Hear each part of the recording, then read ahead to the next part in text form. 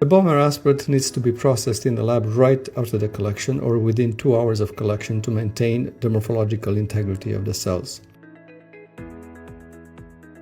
Let's freeze the image here for a second. As you have noticed, the aspirate for morphology is in low quantity and is very fluid.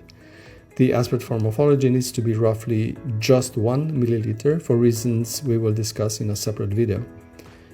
The reason the aspirate is fluid is simply because it is mixed with EDTA. At the time of the procedure, approximately 1 milliliter of EDTA was drawn within the syringe prior to the aspiration to prevent it from clotting. Next, the aspirate is going to be spread thinly over the plate to highlight those little bumps that are actually bone marrow particles.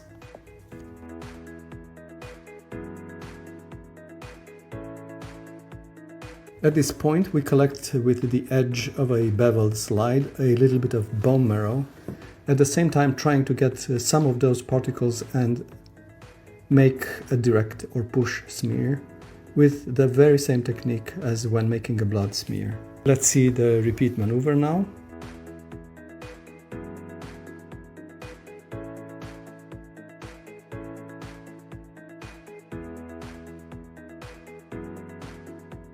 Let's freeze here for a second. Here one can see the whitish dots at the periphery of the feather edge, which are the bone marrow particles we collected with the pusher slide.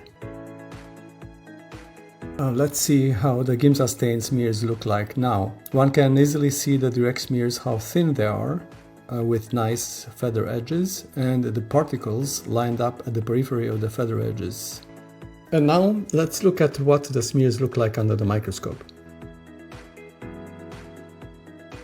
At high power, one can see how beautifully the cells are preserved with very few crushed cells.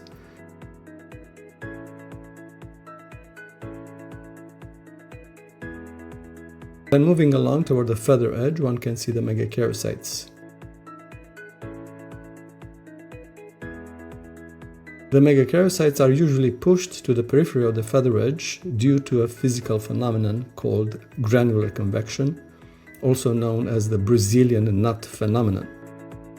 Please keep in mind that direct smears are by far the best smears to assess morphology. In other videos we will show how to make particle crush smears and touch imprints, but ideally the morphological examination of the aspirate should be done on the direct smears. Thank you for watching.